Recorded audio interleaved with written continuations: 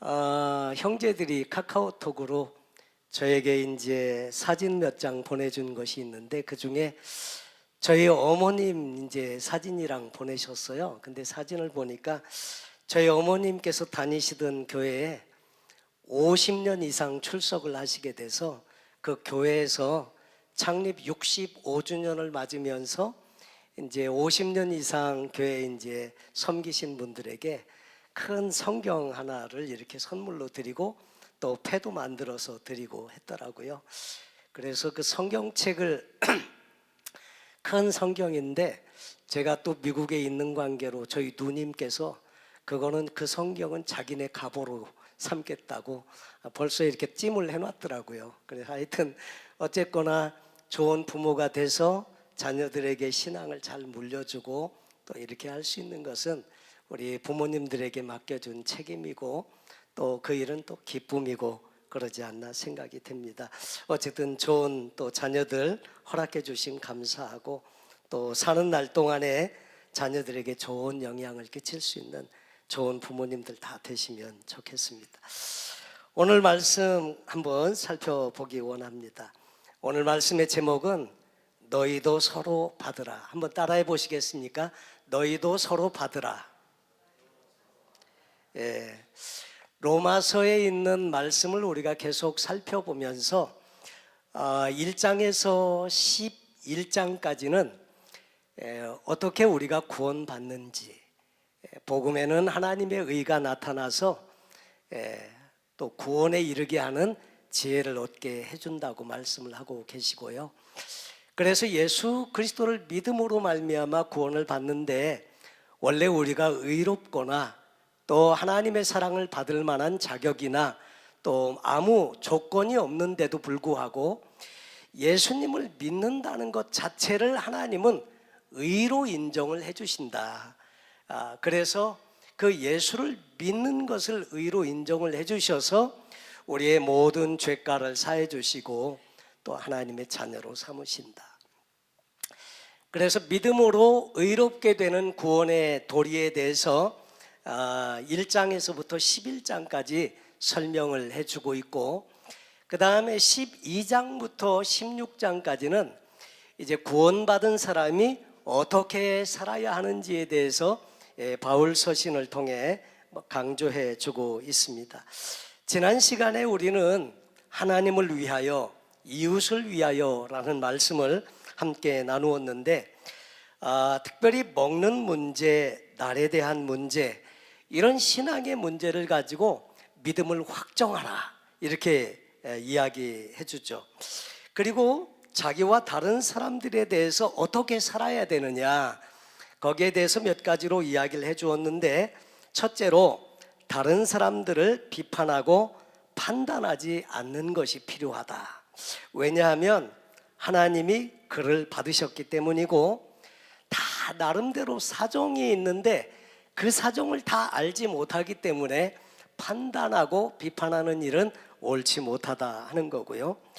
그리고 다 모두가 믿음이 있든지 없든지 상관없이 다 주님을 위해서 살고 있기 때문에 그것을 인정해 줄 수 있어야 한다고 하는 거죠. 그리고 우리가 언젠가 하나님의 심판대 앞에 서게 되고 그 심판대 앞에 서게 되면 우리가 한 말에 대해서 우리의 혀가 다 직고한다고 되어져 있습니다. 그러니까 우리가 이 땅에서 어떻게 사는지에 대해서 우리는 하나님께로부터 칭찬도 받을 수 있고 책망도 받을 수 있는 그런 부분들이 있다고 하는 것을 말씀해 주셨습니다. 사실 우리는 하나님의 나라를 성경 전체를 통해서 하나님 나라에 대한 이야기를 많이 듣게 되는데 특별히 마귀는 하나님 나라를 무너뜨리기 위해서 여러모로 애를 많이 쓰고 있죠. 그래서 외부적으로 핍박과 박해를 통해서 하나님 나라를 자꾸 축소시키고 위협하고 공격하고 이런 일이 있는가 하면 내부적으로도 또 문제를 많이 일으켜서 그래서 분리하게 하고 분열을 조장하기도 하고 한다고 하는 거죠. 그래서 이제 전쟁에 대한 이야기들을 많이 보게 되면 적군에 의해서 사망하는 경우도 있는가 하면 아군의 오인 사격으로 인해서 죽는 사람들도 의외로 많다고 하는 이야기를 우리가 듣게 됩니다. 언젠가는 이제 그 인터넷을 통해서 뉴스를 접하는 중에 작전을 수행하고 돌아오는 비행기가 적군의 비행기인 줄 알고 그래서 우군 측에서 미사일을 쐈어요. 그래갖고 미사일에 맞아서 비행기가 떨어졌는데 알고 보니까 이게 적군 비행기가 아니라 우군 비행기였는데 잘못 오인해가지고 사격을 하게 되고 그래서 비행기 조종사와 함께 그 비행기가 박살이 나서 그래서 문제가 크게 됐던 적이 있죠. 그리고 제가 군대에 근무할 때 이런 이야기를 들었습니다. 저희가 이제 근무한 곳은 철책부대를 지키게 되었는데 가운데 38선이 있습니다. 군사 분계선이 있고 뒤쪽 후방으로 아군 철책이 있고 그 건너편 북한 쪽 철책으로 북한 철책이 이렇게 있어요. 근데 그 군사 분계선을 사이에 두고 있는 이 철책과 철책 사이를 DMZ 지역이라고 해서 비무장지대라고 이렇게 되어져 있죠. 근데 그 비무장지대 안에 아군 철책에서 북한 철책 사이에 매일 밤마다 매복조가 들어갑니다. 혹시라도 간첩이나 이런 사람이 근로해서 그 군사분계선을 넘어서 올까봐 매복조가 매일 밤마다 얼굴에 까만 이제 칠을 하고요, 완전 무장을 하고 그리고 그 다음에 그 물 뭐 다 챙겨가지고 그 철책 안으로 들어갑니다. 그리고 그 군사분계선 사이에서 적이 올만한 장소에서 숨어가지고 밤중에 이제 스탈라이스코프나 가글이라는 안경을 쓰고 이렇게 보면요, 별빛만 있어도 사물이 흐릿하게 보여요. 그래서 흑백 텔레비전을 보는 것처럼 그렇게 볼 수 있는데 한 번은 제가 근무하던 그때에 총격전이 있었습니다. 그래서 막 수류탄 날리고 막 서로 총을 쏘고 전투가 벌어졌는데 다음날 아침에 확인이 된 결과 북한군과 우리 남한군이 이렇게 전투를 벌린 게 아니라 이미 매복조가 들어가 있는데 그 다른 매복조의 인솔자가 잘못 들어간 거예요. 자기가 그 길로 들어가면 안 되고 다른 곳에 가야 되는데 이분이 잘못 들어갔어요. 근데 밤중이고 아무도 모르고 알 수도 없고 그냥 희미하게 가글을 통해서만 보게 되니까 서로 적으로 간주되어져서 총격전을 벌여서 그래서 많은 사람들이 죽고 또 부상자가 나게 됐던 적이 있습니다. 그래서 우리 안에 도사리고 있는 문제는 우리 안에 잘못해서 우군끼리 총질하는 있어서는 안 된다 하는 거죠. 교회 안에서 또 이런 부분에 우리가 주의해야 하고 우리가 그리스도의 한 공동체 안에서 서로 잘 또 이렇게 세워줄 수 있는 그런 신앙의 삶이 있어야 한다는 것을 이야기해 주고 있습니다. 그리고 이 성경 그 로마서 14장에서는 믿음이 있는 자는 자유가 있다고 했어요. 어떤 사람은 그래서 믿음이 충만해서 우상에게 드린 음식도 능히 먹을 수 있고 다 한데 믿음이 연약한 자는 그것에 걸려서 시험 들고 하는 문제가 있기 때문에 이런 자유가 다 있지만은 그 자유를 가지고 남을 넘어뜨리는 데 쓰지 말라 이렇게 당부하는 말씀을 우리가 함께 들었습니다. 그러면서 성경은 왜 그렇게 해야 하느냐면 하나님 나라의 핵심은 먹는 것이나 마시는 것에 있지 않기 때문에 그렇게 해야 한다고 권면을 하고 있는 거죠. 그리고 다른 사람들하고 평화를 누리는 삶을 살라고 권면해 주었습니다. 할 수 있거든 모든 사람으로 더불어 화평을 추구하라.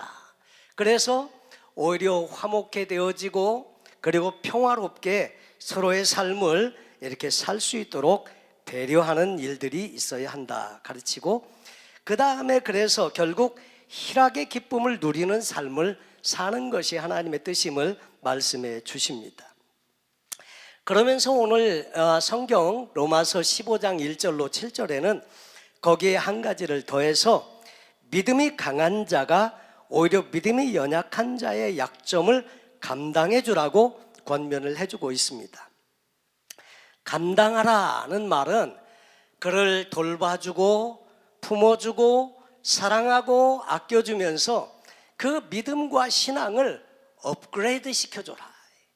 그러니까 믿음이 연약하니까 믿음을 자꾸 잘할 수 있도록 성장하고 또 키워줄 수 있도록 그렇게 믿음을 업그레이드 시켜줘야 한다. 이것을 말씀해 주고 있습니다. 그 사람의 연약한 부분을 내가 짊어지고 내가 그 사람을 책임지고 신앙을 업그레이드 시켜줘라.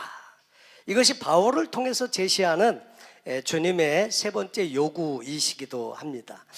여러분, 우리가 그렇게 함으로써 결국 모든 이들에게 유익이 되고 하나님의 나라가 더 강해지고 또 든든하게 서가기 때문이다 하는 거죠.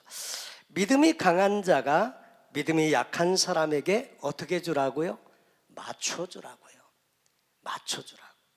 왜 그래야 하는데요? 이렇게 물을 수 있겠지만 그것은 오늘 3절에서 7절까지의 그 해답이 나와 있는데 주요한 이야기는 그겁니다. 예수 그리스도께서 너를 믿음이 강한 자로 만들기 위해서 그렇게 사셨기 때문에, 예수님이 저와 여러분을 믿음이 강한 사람으로 만드시기 위해서 그렇게 사셨기 때문에 우리도 마땅히 그렇게 사는 것이 당연하다 하는 것을 이야기해 주고 있고요.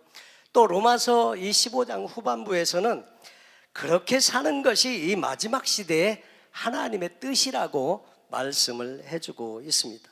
저는 오늘 특별히 이 로마서 1장의 15장 1절에서 7절에 있는 말씀을 통해서 믿음이 강한 자가 믿음이 연약한 자의 믿음을 세워주는 부분에 초점을 맞추어서 말씀을 좀 나눌까 합니다. 로마서 15장 1절에 믿음이 강한 우리는 마땅히 믿음이 약한 자의 약점을 담당하고 자기를 기쁘게 하지 아니할 것이라. 여러분, 믿음이 강한 자가 누구일까요? 믿음이 강한 자.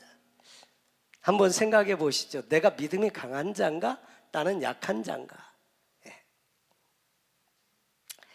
자, 믿음이 강한 자는 누구냐면 바로 이 바울과 함께한 또 로마의 모든 성도들 가르치면서 믿음이 강한 우리는, 다시 말해서 이 믿음이 강한 사람은요, 특별히 하나님의 사랑을 많이 받은 사람을 이렇게 표현할 수 있습니다. 히브리서 12장 2절 이하에 믿음의 주요 또 온전케 하시는 이인 예수를 바라보자. 그는 그 앞에 있는 기쁨을 위하여 십자가를 참으사 부끄러움을 개의치 아니하시더니 하나님 보좌 우편에 앉으셨느니라. 믿음의 주요 할 때 이 주요라는 말은 주여 이런 말이 아니고요, 그 아르케라고 하는데 믿음을 시작해 하시는 분이라는 뜻이 있어요. 믿음을 시작하게 하시는 분, 온전케 하시는 분이라는 말은 믿음을 완성시키는 분이라는 뜻이 있고요. 그러니까 믿음을 시작하게 하시고 믿음을 완성시켜 주시는 분, 그 예수를 바라봐라, 그런 이야기를 하고 있는 거죠. 그러니까 이 믿음이라는 것은요, 나에게서 나오는 게 아니고요, 믿음은 하나님의 선물이라고 하잖아요. 그래서 결국 이 믿음은 하나님의 선물로 각자에게 주어지는 것이다. 그래서 믿음은 들음에서 나며 그랬는데, 듣긴 듣는데 믿음의 분량이 다 다른 이유가 뭐예요?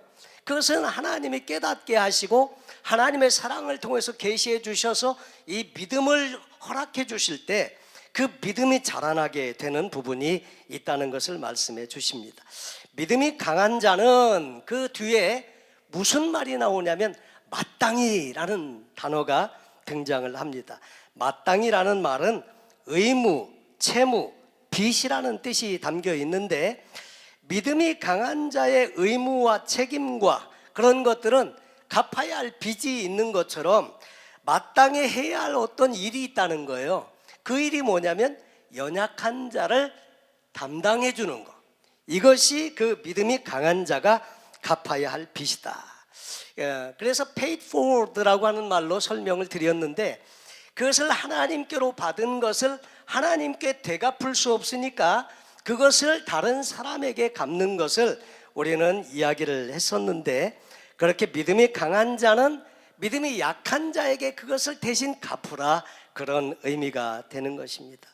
믿음이 강한 자는 의무가 있는데, 책임이 있고 빚이 있는데, 그것은 상대적으로 믿음이 약한 자, 다시 말해서 날 문제, 먹는 음식 문제, 그 다음에 사소한 일들로 말미암아 쓰러지고 넘어지고 시험 들고 자주 이렇게 믿음이 연약해서 그런 분들을 도와주고 격려하고 세워주는 일에, 그래서 쓰임받는 그런 역할을 해주어야 한다. 그 사람을 끌어안고 세워주는 것이 믿음이 강한 사람에게 주신 마땅히라는 말로 표현한 의무에 대한 이야기를 해주고 있습니다. 그런데 자기만 기쁘시게 하는 것은, 자기만 잘 된다고 자기 발전을 위해서만 일하고 다른 사람들은 챙기지 않는 인생은, 여러분, 이것은 하나님의 기뻐하시는 삶이 아니다 하는 거죠. 하나님은 그렇게 하시기를 원치 않으시고요, 자기보다 믿음이 약하고 어리고 그 다음에 무지하고 이런 분들을 믿음으로 자꾸 세워주는 이 역할로 우리를 쓰시기를 원한다는 겁니다. 특별히 저희 교회 안에 사랑방 인도자들이 있습니다. 사랑방 사역으로, 말씀 사역으로 섬기고 또 성도님들을 일일이 챙겨서 섬기시고 하는 것들은 어찌 보면 이렇게 믿음이 연약한 분들을 돕고 격려하고 세워주기 위해서 헌신하고 또 수고하는 것이죠. 저도 저 자신을 돌아보면, 만약 제가 목사가 되지 않았으면 어떻게 되었을까 이렇게 생각을 해보면요, 아무래도 더 기도하지는 못했을 것 같고요, 또 제 마음에 또 이렇게 사람들을 품고 섬기면서 살려고 그렇게 애쓰지 않았을 것이고, 또 하나님의 말씀을 더 연구하지 않았을 것이고, 말씀으로 살려고 더 노력하지도 않았을 것이고요, 또 하나님의 마음을 헤아리려고 하지도 않았을 것이다, 이런 생각이 좀 들더라고요. 근데 사역을 감당하면서 보니까 제 부족함을 알게 되고 또 제 연약함을 깨닫게 되고, 그래서 더 하나님을 의지하게 되고, 그래서 하나님의 말씀을 통해서 나 자신을 비추어 보고, 그래서 내 삶이 하나님을 기쁘시게 하는 삶으로 노력하면서 살다 보니 그나마 그냥 부족하나마 여기까지 오지 않았나, 이런 생각을 갖게 됩니다. 여러분, 섬기는 사람이 되어서 다른 사람들을 섬기고 세우면서 살다 보면 그때 그 가장 큰 베너핏은 누가 누리게 되느냐면요, 섬기는 그 사람이 누리게 됩니다. 여러분, 섬기다 보면 또 다른 차원의 받는 은혜가 있고요, 나의 부족하고 연약한 것이 드러나게 되고, 그래서 그걸 가지고 하나님 앞에 붙들고 매달리다 보면 내 믿음이 더 강해지고 내 신앙이 더 성숙해지고 하나님을 기쁘시게 하는 삶으로 바꾸어지게 되더라 하는 거죠. 로마서 15장 2절 말씀에 보니까, 우리 각 사람이 이웃을 기쁘게 하되 선을 이루고 덕을 세우도록 할지니라. 이웃을 기쁘시게 한다. 여러분, 여기 이웃은 누구이고 우리 각 사람은 누구입니까? 우리 각 사람은 지금 이 편지의 수신자들이고요, 그리고 이웃은 뭐예요? 믿음이 연약한 자들입니다. 그래서 세움을 입어야 되는 그 사람들인데, 이웃을 기쁘게 하되 선을 이루고 덕을 세우도록 할지니라. 여러분, 어떻게 선을 이루고 덕을 세우시면서 살고 계시나요? 여러분, 선을 이룬다고 하는 말은 좋게 만든다, 그런 뜻입니다.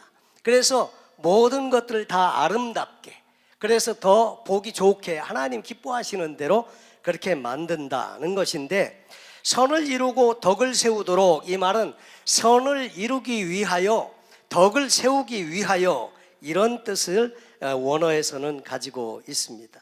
그래서 믿음이 강한 자들이 전부 믿음이 약한 자들을 세워주고, 그래서 다음 세대들을 준비해주고, 이렇게 하면 하나님 나라는 더 강해지고 더 아름다운 하나님의 나라로 성장해 갈 것이라는 것을 이야기해주고 있습니다.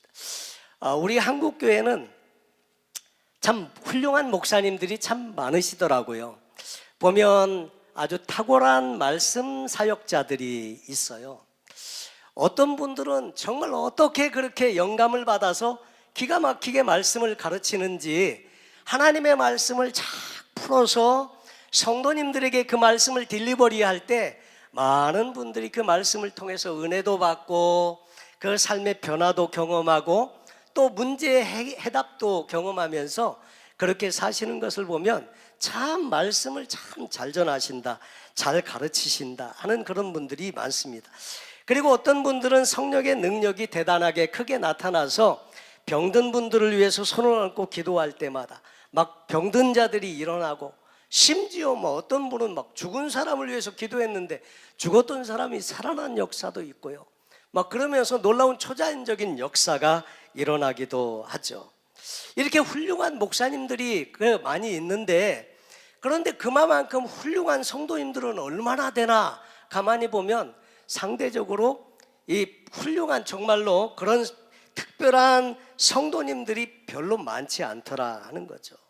왜 그럴까 봤더니 목사님들도 나름대로 자기 개발을 위해서 많이 노력하는데 정말 믿음으로 좋은 제자들을 길러내는 일에 너무 소홀하지 않나, 또 그런 마음을 갖게 되죠.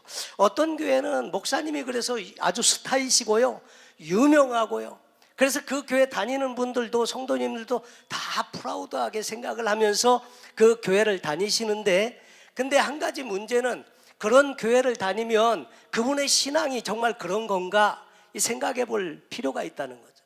어떤 교회는 보면 숫자는 많은데 성도님들의 질은 그렇지 못하더라 하는 거죠. 그러니까 큰 교회라고 해서 다 훌륭한 교회는 아니다 하는 거죠. 정말 중요한 것은 뭐냐면 그리스도를 닮고 그 말씀대로 정말 이웃들을 정말로 세워주면서 그렇게 아름다운 삶을 사는 정말 진실한 성도가 얼마가 있느냐, 이게 중요하다고 하는 거죠. 그래서 정말 기뻐하시는 교회는 어떤 특별한 리더십이 있는 목사가 스타가 되는 것이 아니고 정말 말씀을 통해서 삶으로 성도님들을 잘 준비시켜 드려서 아름다운 평신도 사역자들을 어깨 위에 세울 수 있는 이런 교회가 좋은 교회, 그 교회가 주님이 원하시는 그런 교회가 아닌가 하는 것입니다. 그래서 여러분, 이 성경에 보면 왜 우리는 이웃들을 그렇게 나 자신만을 위해서 사는 것도 버거운데 내 신앙 하나 간수하는 것도 쉬운 세상에 사는 것이 아닌데 왜 주변의 연약한 자에게 관심을 갖고 그들을 세워주고 담당해주고 돌봐주고 해야 되느냐, 거기에 대해서 3절 말씀에 뭐라고 말씀하시는지 한번 보시도록 하겠습니다. 3절에 그리스도께서도 자기를 기쁘게 하지 아니하셨나니 기록된 바 주를 비방하는 자들의 비방이 내게 미쳤나이다 함과 같으니라. 여러분, 여기 보면 그리스도께서도 자기를 기쁘게 하지 아니하셨나니, 여기 이 성경에는 나오지 않는데 원래 원어 성경에 보면 초반에 가르라고 하는 말이 나오는데 그 말의 뜻은 뭐냐면 왜냐하면 이 뜻이에요. 왜 우리가 그렇게 살아야 하느냐 하면 예수님 그분께서 그렇게 안 사셨다, 그래서 우리가 그렇게 살아야 한다. 그리스도께서도 자기를 기쁘게 하지 아니하셨나니. 여러분, 만약에 예수님께서 자기 자신을 기쁘시게 하기 위해서라면 굳이 이 땅에 오시지 않으셔도 돼요. 그저 하나님 보좌에서 앉아서서 그냥 천사들의 찬송이나 받으시고 그냥 거기에서 그냥 그렇게 지내시면 된다는 거죠. 그런데 이 그리스도께서는 왜 이 땅에 오시게 되었는지 보면 바로 우리에게, 믿음의 연약한 우리를 세워주기 위해서 이 땅에 그렇게 오신 것임을 이야기해 줍니다. 여러분, 예수님께서 자기를 기쁘시게 하지 아니하셨다. 그래서 예수님은 누구를 기쁘시게 했습니까? 저와 여러분을 기쁘게 했다고 하는 거죠. 바로 우리를 기쁘시게 했다는 말이고요. 그래서 로마서 5장에 이렇게 말씀을 하십니다. 우리가 아직 연약할 때 기약대로 그리스도께서 경건하지 않은 자를 위하여 죽으셨도다. 또 8절에는 우리가 아직 죄인 되었을 때에 그리스도께서 우리를 위해서 죽으심으로 하나님께서 우리에 대한 자기의 사랑을 확증하셨다. 여러분, 그 예수님께서는 그런데 자기를 기쁘게 하지 아니하시고 저와 여러분을 기쁘게 하기 위해서 친히 이 땅에 오신 일을 빌립보서 2장 5절에 이렇게 설명합니다. 너희 안에 이 마음을 품어라. 곧 그리스도 예수의 마음이니 그는 근본 하나님의 본체시나. 여러분, 예수님은 하나님과 원래 동급이세요. 본체세요. 그래서 그 하나님의 본체시지만 하나님과 동등됨을 취할 것으로 여기지 아니하시고 오히려 자기를 비워 종의 형체를 가지사 사람들과 같이 되셨고 사람의 모양으로 나타나사 자기를 낮추시고 죽기까지 복종하셨으니 곧 십자가의 죽으심이라. 그래서 자기를 철저하게 낮추시고 정말 연약한 우리를 섬겨주시기 위해서 이 땅에 오셨고 십자가에 죽으셨다는 거죠. 그랬을 때 어떤 일이 벌어졌느냐? 그러므로 하나님이 그를 지극히 높여 모든 이름 위에 뛰어난 이름을 주셨고 하늘에 있는 자들과 땅에 있는 자들과 땅 아래에 있는 자들로 모든 무릎을 예수의 이름에 꿇게 하시고 모든 입으로 예수 그리스도를 주라 시인하여 하나님 아버지께 영광을 돌리게 하셨느니라. 그냥 하나님 그 보좌 옆에서 당신 좋으시고 편하신 대로 가만히 있으셨으면 자신을 기쁘시게 하는 걸로 그냥 끝나고 말 거예요. 그리고 그 결과는 뭐예요? 저와 여러분은 다 지옥 가는 거죠. 그런데 우리 하나님께서 그렇게 안 하시고 예수님께서 이 땅에 내려오셔서 저와 여러분을 위해서 십자가를 지시는 삶을 사셨다. 이 땅에 오셔서 제자들을 부르시고 제자들 3년 반 동안 가르치시고 사역을 함께 나누시고 그들에게 하나님 나라의 도리에 대해서 가르쳐 주시면서 함께 사역하고 그들을 세워 주셨더라 하는 거죠. 그리고 지금도 보좌 우편에서 새 언약의 중보자로서 저와 여러분을 계속 기도하시고 중보하시면서 섬기시고 계신다. 지금도 자기 자신을 기쁘게 하지 아니하시고 우리를 기쁘게 하기 위해서 그렇게 살고 있다는 거죠. 그래서 우리가 그렇게 믿음이 연약한 사람들을 돌보고 섬기고 신앙을 업그레이드 시켜드리고 그렇게 살아야 하는 이유가 바로 우리가 살아야 하는 이유가 바로 거기에 있다는 거죠. 예수님도 자기를 기쁘게 하지 아니하셨나니. 그런데 예수님이 그렇게 사셨는데 그렇게 헌신적으로 이타적인 삶을 사셨는데 받으신 건 뭐예요? 예수님께서 뭘 받으셨어요? 예수님이 그렇게 섬기신 일로 이스라엘의 왕이 되셨나요? 아니면 떼돈을 보셨나요? 아니면 다른 어떤 유명한 많은 혜택을 누리셨나요? 그게 아니고 예수님은 오히려 비난을 받으셨어요. 뭐라고 되어져 있느냐면 기록된 바 주를 비방하는 자들의 비방이 내게 미쳤나이다 함과 같으니라. 그저 욕만 많이 잡수셨습니다. 그래서 그 십자가에 달릴 때 그때는 극에 달아서 사람들이 이렇게 말하죠. 네가 만약에 하나님의 아들이거든 한번 내려와봐. 한번 내려와봐. 이러면서 많은 비난과 또 조롱을 받으시기도 했습니다. 여러분, 믿음이 강한 분들이 믿음이 약한 분들을 세우고자 하면 여러분 첫 번째로 여러분 마음에 찾아오는 것이 뭐예요? 사람들이 칭찬해주고 사람들이 막 박수를 쳐주고 성원해주고 이러면 좋겠는데 어때요? 안 해보셨나요? 그렇게 하다 보면 비난을 많이 받아요.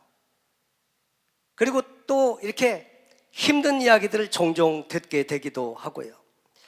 여러분, 예수님은 그렇게 욕을 많이 먹으셨는데도 끝까지 묵묵히 그 일을 감당하셨어요.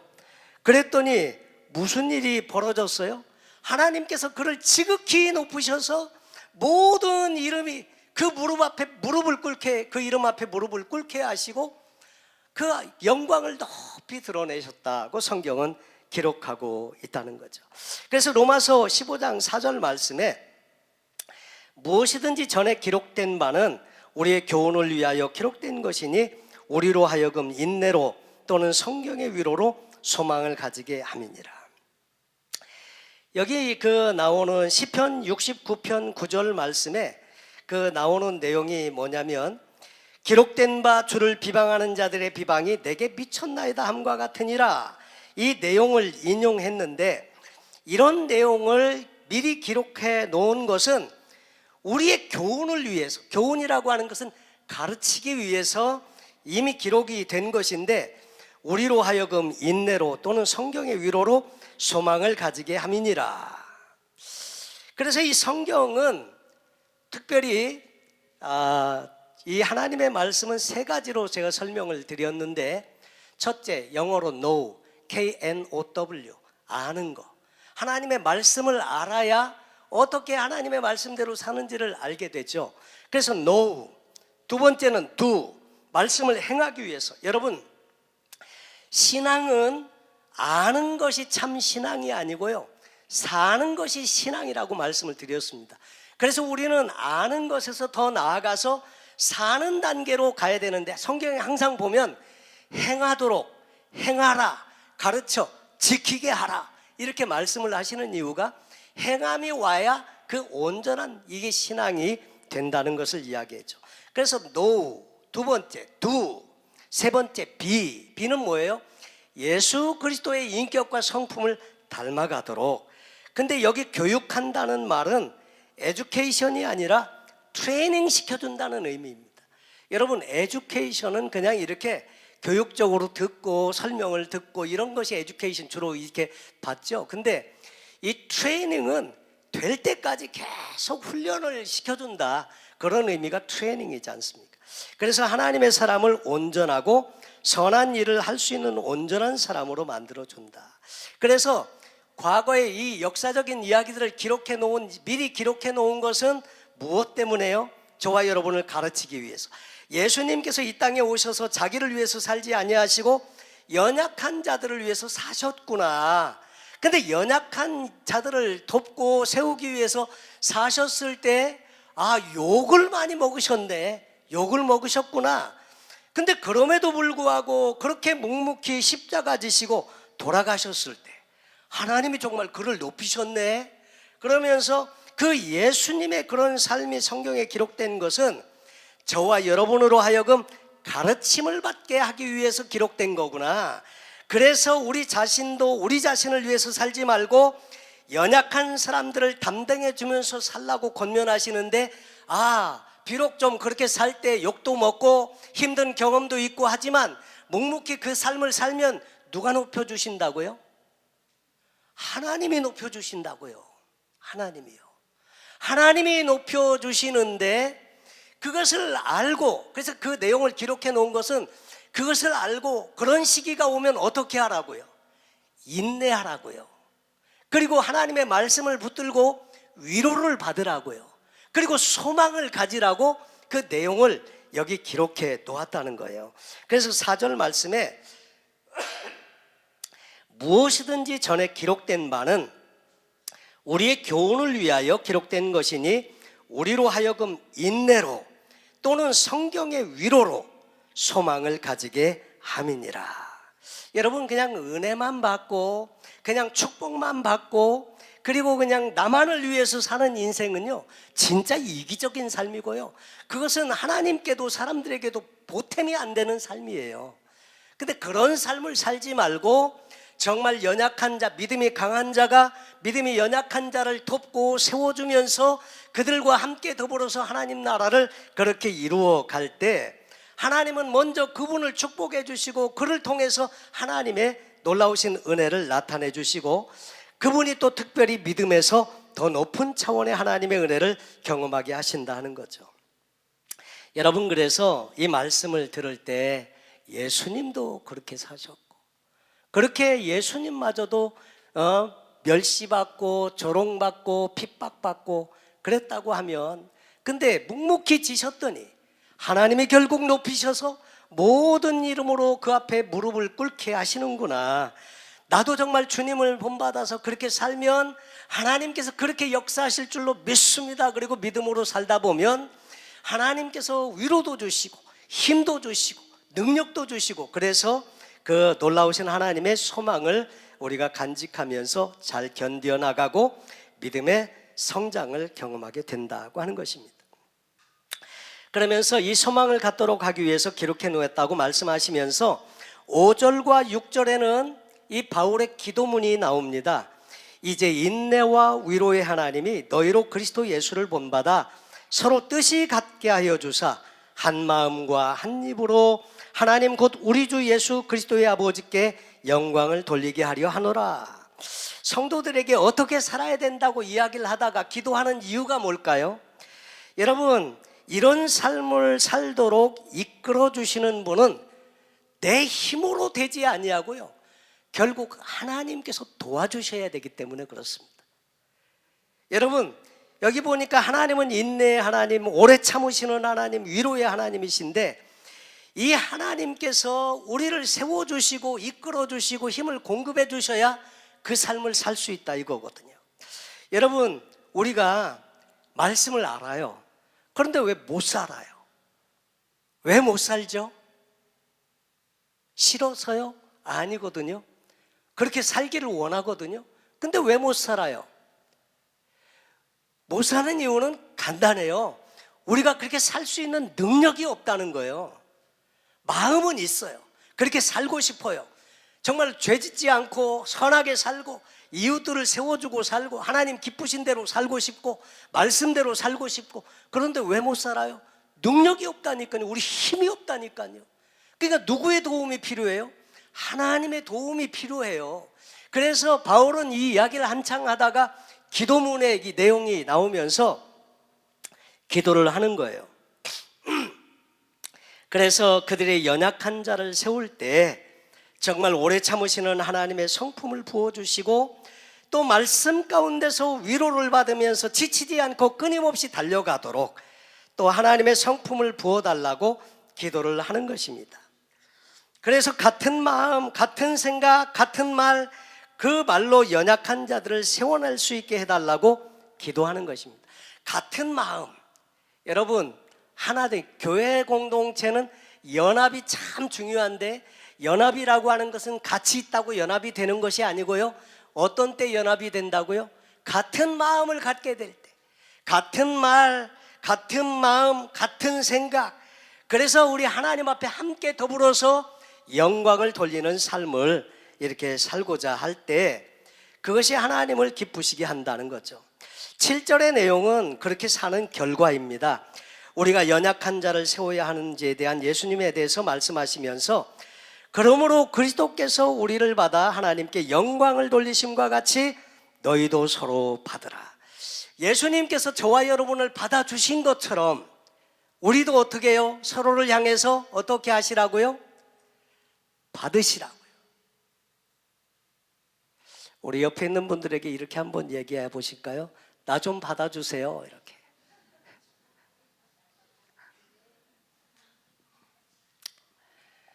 예, 우리가 함께 예수님이 우리를 받아주셨듯이 우리도 서로를 받아주고 연약함이 있으면 격려하고 세워주고요. 그럴 때 주님을 크게 기쁘시게 하고 영광을 돌리게 된다고 하는 거죠. 그리스도께서 우리 한 사람 한 사람을 믿음이 강한 자로 세워주심처럼 너희도 서로 받아들이고 그렇게 세워주어라. 서로 받으라는 말은요, 곁에 두고 항상 바라보면서 이렇게 이루도록 도와주는 것을 이야기해 주고 있습니다. 이것이 믿음이 강한 사람에게 요구하시는 삶이다 하는 것입니다. 내가 믿음이 강한지 약한지, 나는 믿음이 약해서 아무것도 안 할래. 여러분, 그게 아니고 이 말은 뭐예요? 누구든지 옆에 있는 분들을 돌아보고 그에게 나의 도움이 필요한 부분이 있으면 도와주고 격려하고 세워주면서 적어도 내 수준의 믿음까지 올라올 수 있도록 도와주는 인생을 살아야 한다. 그래서 지난 시간에 하나님을 위해서, 이웃을 위해서 살아야 하는데 이웃을 위해서 사는 구체적인 내용이 바로 오늘 신앙에 대해서 말씀을 하시는 것입니다. 이 일을 위해서 우리가 해야 할 일이 있는데 내 주변에 내가 그렇게 세워줘야 할 분이 누가 있을까? 혹시 여러분 그런 생각이 들면서 떠오르는 분이 있습니까? 그러면 그분을 위해서 기도해 주시고요, 관심을 가져주시고요. 그리고 그분을 도와주되 말로 도와주시고요. 그래서 그 전에 우리 인격 동지라는 말 썼잖아요. 인정하고 지지하고 격려하고 동기부여하고, 그러면서 정말 그를 위해서 진심으로 세워주는 인생을 사는 것, 이것을 우리가 해야 하고요. 그리고 또 서로 사랑을 실천하는 일이 필요하다 하는 거죠. 그리고 우리 각자는 격려가 필요합니다. 그래서 서로 정말 사랑하는 마음으로 위에서 베풀고 섬겨줄 때 우리 하나님이 기뻐하시는 인생을 살게 될 줄로 믿습니다. 소원하기는 저와 여러분 모두가 하나님의 믿음이 강한 사람으로서 믿음이 연약한 자들을 도와주고 격려하고 세워주는 복된 인생이 다 되시면 좋겠습니다. 오늘 말씀을 생각하시면서 우리 주께 두 손 모아 비나니 우리 함께 찬송 드리시겠습니다. 우리 함께 자리에서 일어나셔서 찬송 드리시고 또 주님